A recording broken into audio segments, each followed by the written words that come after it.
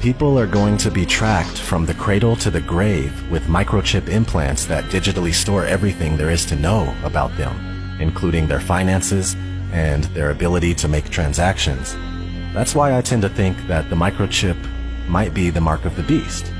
It says no one can buy or sell unless they have the mark. People all over the world are doing experimental microchipping. Not to mention what's happening now with ID 2020. We're also moving towards a cashless society with every day that passes. This pandemic is carrying multiple agendas forward. The push for centralized control of information, which is censorship and narrative control. The cashless agenda forming out of the economic crash taking place right now, and the fear of passing germs through the use of physical money. Martial law quarantines, mandatory vaccination, and digital identification via microchipping.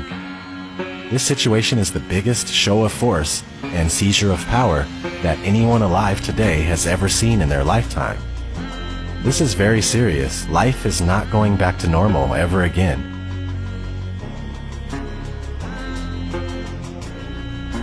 It truly is the end of the world as we know it. We need to take a stand. Refuse forced vaccines. Destroy 5G technology any chance we get, and don't let them fill you up with fear. From what I gather, they lose in the end anyway. You know, I really hope that's true. And this life is only temporary, so don't be scared. Be strong and stand up for yourselves. I know one thing for sure, I'll die or be thrown in a FEMA camp, or worse, before going along with what they're doing right now. Maybe you should consider doing the same thing. This has been ODD. Never sleep again, my friends. Take care.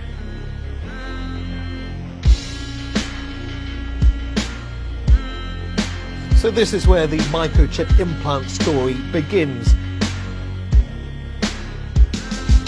You will be chipped, it's just a matter of time. A small firm recently embedded microchips in their employees as a way to bypass company badges and corporate logons and to get attention for their cafeteria kiosks, which are available on a cashless payment plan like Apple Pay. The latest office innovation is a microchip implanted in the skin and designed to replace the traditional keypad for opening doors, using the copier, even buying food in the cafeteria. Employees at a vending company are going from the assembly line to front of the pack to get microchipped. Do you think this is the future? It is the future, and we look at this as being responsible. The implant, which has been FDA approved, is the size of a grain of rice and is injected under the skin between the thumb and index finger by a licensed piercer. I think it's the wave of the future, that we'll all have implanted chips that have our medical records. So you would do it? Sure. Okay. So you're carrying around a phone anyway. This is a microchipping party. Hannah's getting an electronic chip implanted into her hand. So congratulations, Hannah. Thank you. You've been chipped? Yes, I have. How does it feel? It feels good. I'm excited to see what I'll be able to do now. Can I touch it? Yeah, you can feel it there. I feel like this is the future. The next big thing that's going to happen. A tiny microchip like this inserted just beneath the skin in their hands.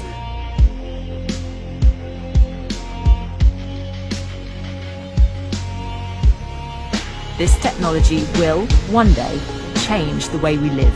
But in the future, we will all be chipped.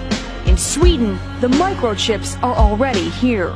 The microchip implants use the same technology that's in contactless credit cards, which have made cash pretty much obsolete in Sweden. No cash. Is a cashless society inevitable? How long will it take before we're cashless? Many countries are fast moving towards a cashless society. Between 2000 and 2015, non-cash payments in the U.S. grew by almost 400%.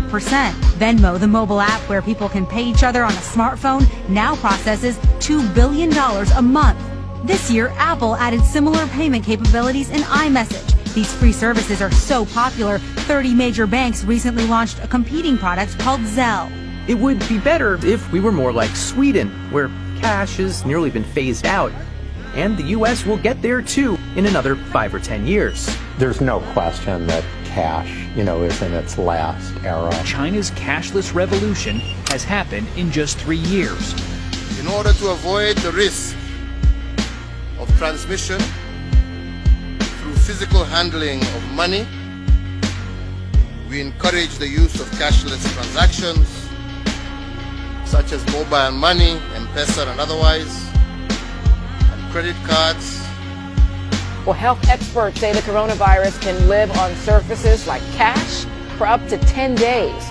That has many people worried about shopping and other everyday tasks. The standard narrative in society is that cashlessness, quote-unquote cashlessness, is a sort of organic process just percolating from the bottom up.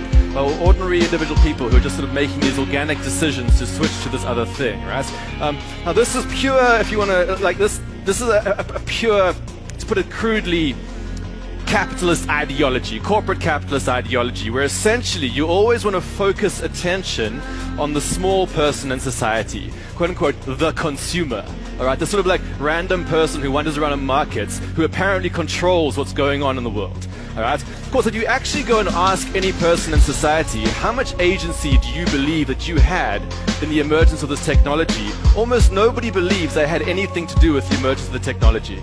Alright? What actually happens is that large-scale institutions push the stuff onto you for various commercial reasons and various other reasons. And the large-scale institutions love to disguise themselves and just never talk about themselves as if they're just not there. Alright? So the story about the war on cash is a bunch of us who are trying to say, actually, over the last few decades, large-scale institutions, banks, payments companies, governments have all been actively eroding the cash system to slowly make it more and more likely that you're going to quote-unquote choose to go to the digital systems. Okay? Now you might believe that you're choosing this, but actually the whole environment is being structured in a way that makes you more and more likely to do it. The biblical entry point for any discussion of the one world economic system, a cashless society, and end-time prophecy is Revelation 13:16 to 18. He causes all, the small and the great, the rich and the poor, and the freemen and the slaves to be given a mark on their right hand or on their forehead. And he provides that no one should be able to buy or to sell except the one who has the mark, either the name of the beast or the number of his name. Here is wisdom. Let him who has understanding calculate the number of the beast. For the number is that of a man, and his number is 666. The Bible clearly links the global mark of the beast system with the emergence of a cashless society. One world government, a new global economy ruled by one man is coming. The banking overlord is coming. And he'll have a solution that everyone will indeed, quote, bow down to, end quote, and he's called Antichrist. And he will have his mark. He will do this for increased control of commerce. It will be perfect and complete control. His economic policy is very simple. Take my mark and worship me or starve. No mark, no merchandise. No seal, no sale. So if you want to function in this new economy under this coming world leader, you have to take the mark. I just want to live and dream, but nothing is as what it seems. And baby, it's making me crazy. I just want to fight and scream. There's nothing left for me to say. Feels try to defeat the day. I know that I can control it, so it doesn't have to be this way.